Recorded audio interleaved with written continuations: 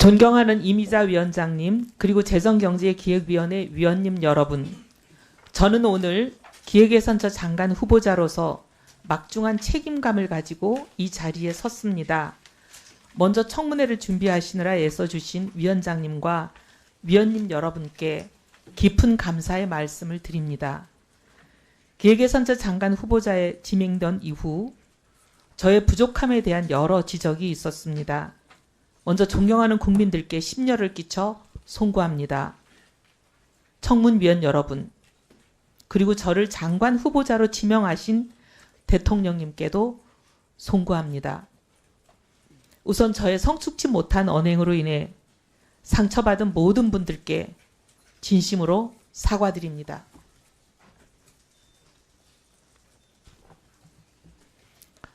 정책에 대한 집념과 결과로만 증명하겠다는 성과에 매몰된 외눈박이로 살아오면서 저와 함께했던 소중한 동료들에게 상처를 드린 점을 제대로 보지 못했습니다. 뼈저리게 반성합니다. 또한 내란에 동조했다는 비판을 피하기 어려운 잘못된 판단의 자리에 서 있었음을 다시 한번 사과드립니다. 어떠한 변명도 하지 않겠습니다. 책임은 오롯이 저에게 있습니다. 잘못을 즉시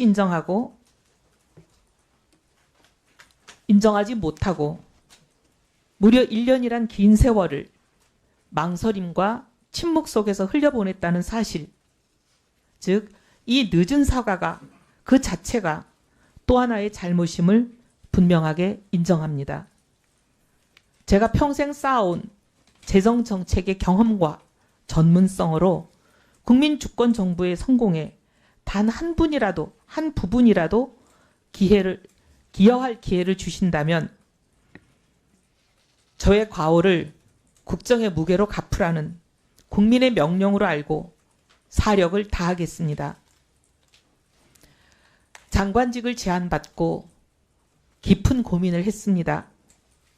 통합과 협치의 필요성은 늘 제기되지만 지금까지 실질적인 성과는 없었습니다. 과거 여당이 소수당일 때는 통합의 손길이 세불리기로 오해받기도 했고 강력한 힘으로 뒷받침되지 못해 실질적인 성과를 내지 못했습니다.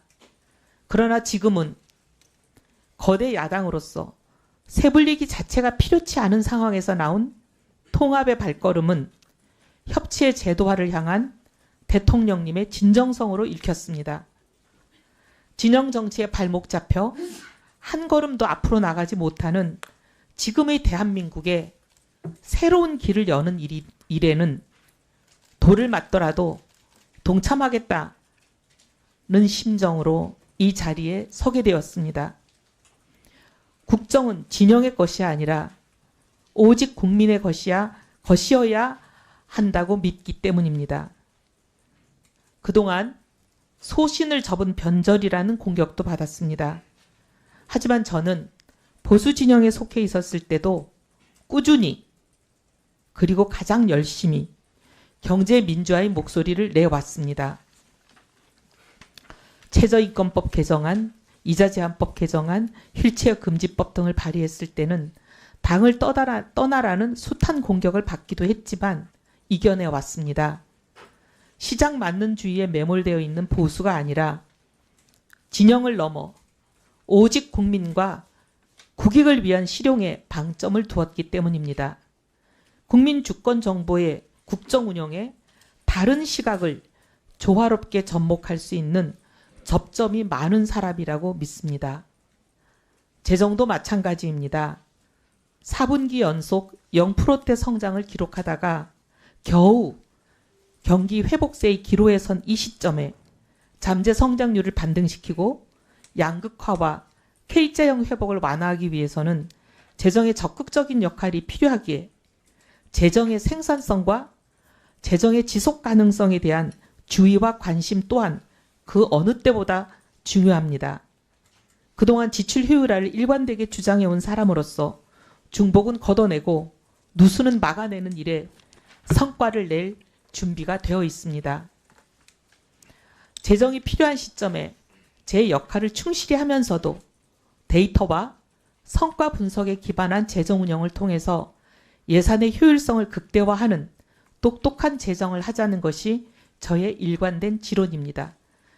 국책연구소에서 재정과 복지를 담당했던 6년간의 경험과 국회에서 재정기획위원회와 예결위를 담당한 12년간의 경험을 오롯이 쏟아붓겠습니다.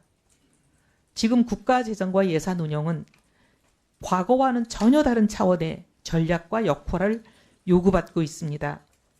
트럼프 시대 이후 완전히 변화된 국제정세와 새로운 경제질서 속에서 대한민국을 지켜내기 위해서입니다.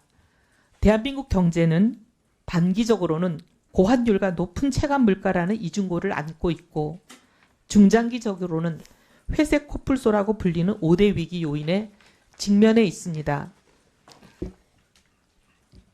인구위기, 기후위기, AI 산업기술의 대격변, 양극화, 지역소멸, 어느 하나 소홀히 할 수 없는 성장 잠재력의 저해 요인들입니다. 중장기적 관점에서 멀리 보고 국가의 미래를 계획하고 예산을 그 계획에 연계시킴으로써 국가 미래 계획의 실현 가능성을 높이겠다는 것이 기획예산처의 출범 이유입니다. 즉 예산을 국가 비전을 실현하는 수단으로 정책 우선순위를 조정하는 도구로 성과 중심의 관리 수단으로 전환하는 임무를 저의 마지막 소명으로 알고 다음 4가지 과업에 저의 모든 역량을 쏟아붓겠습니다. 첫째, 미래 사대를 위한 중장기 발전 전략을 수립하겠습니다. 새로운 성장 패러다임을 제시하겠습니다. 도출된 과제들이 계획대로 실행되어 국민들에게 그 성과를 체감하실 수 있도록 예산과도 긴밀하게 연계하겠습니다. 둘째, 성장과 복지의 동시 달성을 위해 지속 가능한 성장 기반을 확립함으로써 기본권이 보장되는 공동체 실현을 뒷받침하겠습니다. 성장과 복지는 상충되는 목표가 아니라 함께 갈 수밖에 없고 함께 가야 한다는 소신으로 사회 안전망을 촘촘히 재정비하겠습니다. 특히 AI 대전환의 시기를 맞아 성장의 과실이 한쪽에 치우치지 않고 모든 국민들께 골고루 분배될 수 있는 새로운 복지 패러다임에 대해서도 깊이 고민하겠습니다. 셋째, 재정을 성장의 마중물로 삼고 동시에 재정의 지속 가능성도 확보하는 선순환 구조를 구축하겠습니다. 유사 사업, 중복 사업을 정비하고 의무 지출, 경직성 지출 등등을 재구조화하는 재정 혁신을 선도하는 것이 기획예산처의 존재 이유입니다. 고강도 재정 혁신을 통해 마련한 재원을 인공지능과 첨단 전략 산업 등 국가의 생존이 걸린 핵심 분야에 집중 투입하여 경제의 대도약의 발판을 마련하겠습니다. 넷째, 국민이 주인이 되는 열린 재정을 실현하겠습니다. 참여와 소통의 재정을 열어가겠습니다. 이를 위해서 국가 예산의 편성부터 집행, 평가, 결산에 이르는 전 과정에 실질적인 국민 참여를 보장하고 재정 정보를 투명하게 공개하겠습니다. 또한 국민의 대표인 국회를 국전의 동반자로 모시겠습니다. 존경하는 위원장님 그리고 위원 여러분, 저는 오늘 제 역량과 자질에 대해 국민 여러분의 눈높이에서 엄중히 검증받겠습니다. 저에 대한 비판은 겸허히 수용하고 또 뼈저리게 반성하겠습니다. 하지만 저에게 국가를 위해 일할 마지막 기회가 주어진다면 그 비판을 국민께서 체감하실 수 있는 성과로 돌려드리겠습니다.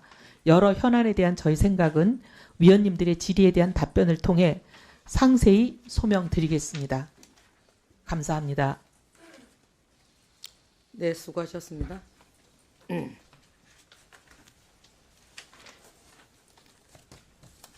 네, 후보자님, 수고하셨는데요. 제가 좀 이렇게 후보자님 말씀을 듣다 보니까 정책에 대한 진정과 결과로만 증명하겠다는 성과에 매몰된 외눈박이로 살아오면서 이렇게 말씀하셨는데, 이 외눈박이라는 말이 한쪽 눈이 멀거나 이런 사람들에게 낮잡아서 하는 말이기도 한데, 이 부분 수정할 생각 없으십니까? 네, 죄송합니다. 그 부분 생각 못했습니다. 수정하겠습니다. 이런 하나부터 후보자님의 태도가 보이는 겁니다. 다음은 후보자에 대한 질의 답변 순서가 되겠습니다. 질의와 답변은 일문 일답 방식으로 하고